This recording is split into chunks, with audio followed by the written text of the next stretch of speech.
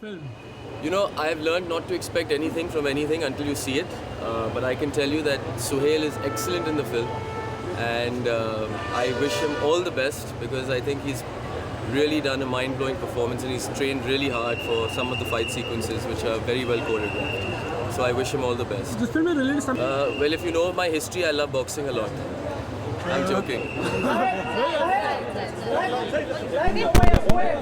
Yes, I love boxing ever since the ultimate Rocky, the greatest underdog ever to hit the screen. I think boxing has become an integral part of movie making. I think boxing comes into play because it's more of a theme and it's more about people who strive to do things universally. Some people have make a life out of it. So what has captured your attention in the movie? I think, you know, Sohail has performed really well in this film, and I think it's not your run-of-the-mill dishum Bollywood type, but I think he's done a very good job. Not too many sports films are made in India. बहुत अलग है बेटा, देख अच्छा नहीं हो जितना